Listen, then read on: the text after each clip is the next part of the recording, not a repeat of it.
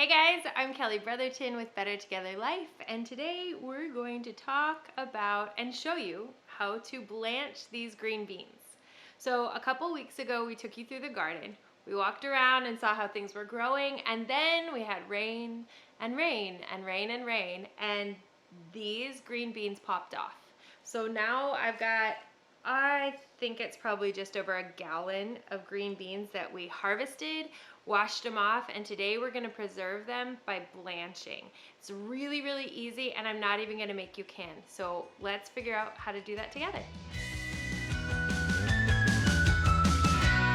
Blanching is really easy. It's not intimidating, and if you've never preserved something from your garden, I recommend starting here, because if I can do this, you can do this.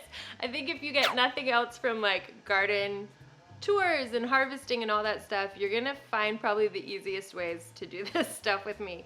So all you want to do is start with boiling water. This is on its way. It's got a little salt. You don't really have to worry about putting too much salt in it. This is just gonna help tenderize whatever you're blanching, and then you're not gonna keep this water with whatever you're working with. So right now with these green beans, I just put a teaspoon of salt in this, and it's a couple of quarts of water, just enough to get these a bright green, and then we'll switch them over to an ice bath. The reason we're doing this, it's a good step before you're gonna can for sure, but I'm not canning because it's really hot in Texas, and I could do this outside, but blanching these and then getting them into the freezer is gonna be the fastest way for me to make sure that I don't waste this harvest. Make sure that these don't go bad before we use them. In a couple of weeks, I'll probably show you how we're gonna make dilly beans for the first time, because as soon as we started getting these like growing and showing up in the garden, I had like a ton of messages that said you should make dilly beans. So basically, we'll blanch these now, we'll gather more, and with that next round of gathering, we'll do some like pickling of these green beans, and that's exciting too. I'm just gonna put in half of these at once, and while they're boiling, get your ice water ready, or you can have it ready beforehand, it doesn't matter. It doesn't have to like have ice pieces in it, it just needs to be really cold. So boiling pot of water, green beans go in for like 2 or 3 minutes, and then they go into the ice bath. So 3 things you want ready to blanch. There's a boiling pot of water with a little salt in it, a bowl with ice water in it, and then green beans.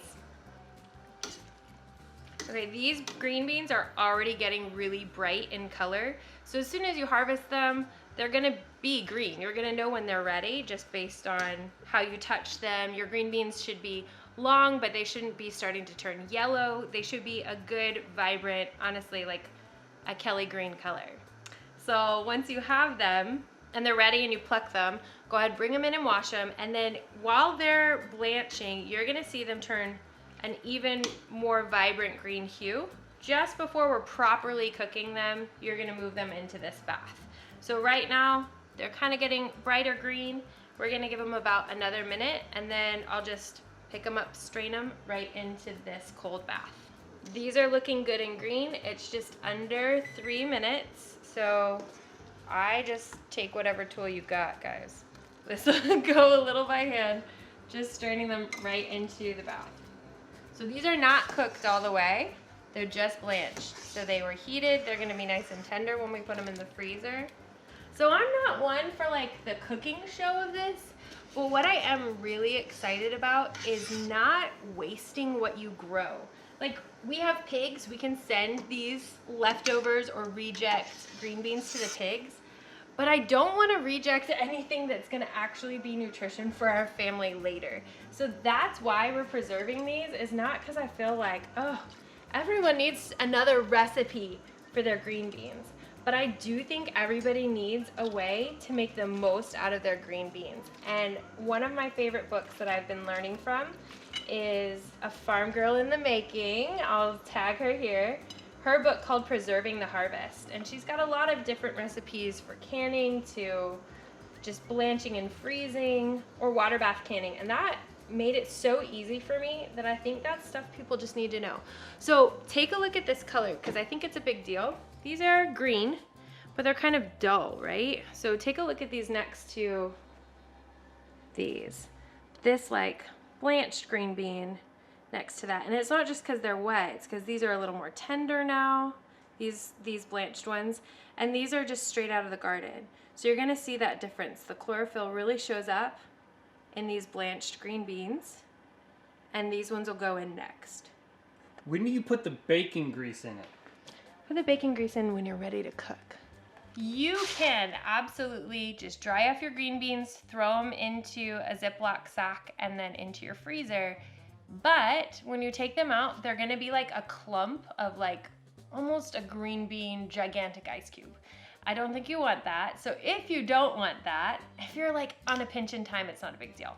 But if you don't want that, you can put them on parchment on your flat baking sheet and then throw them into your freezer for a little while so they like pre-freeze. Then when you put them into your Ziploc or your food saver bag, they won't be this big like gigantic ice block. They will be already pre-frozen, so they're gonna just fit together nicely as if you were getting some from the grocery store, but they're gonna taste 10,000 times better.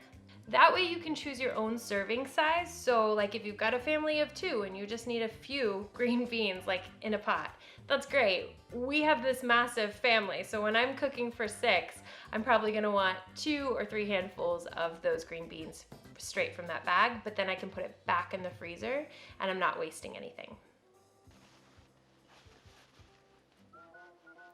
My mom would take these out in like a pillowcase and swing them around like lettuce just to dry them off a little extra.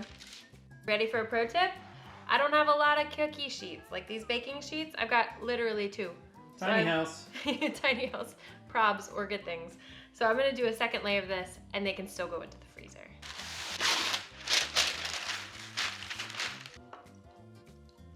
Now that they're out and they're all on this sheet, I think this might be a good time to show you just the variation in growing your green beans. If you've never grown green beans before, you might be really used to like the uniform green beans or uniform fruit and veg that you get at the grocery store.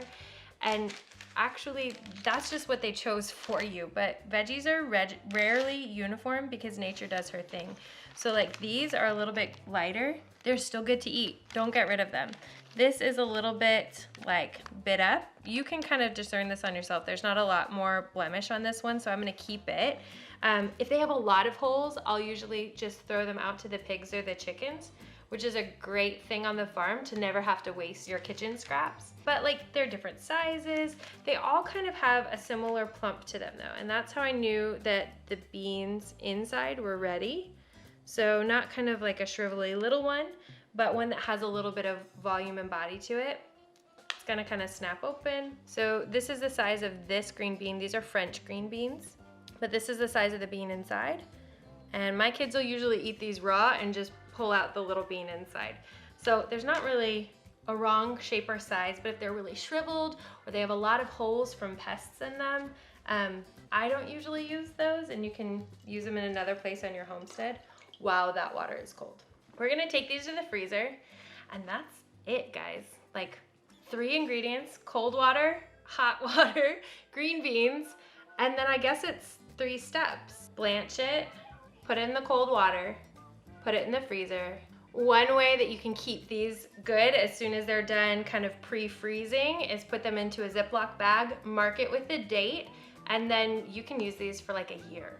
If you like this video, then like and subscribe here on YouTube. And a little birdie told me that we've got a new podcast up where we're talking about homesteading and gardening and quitting the rat race. So you can follow us here and there. We'd love to see you in both places.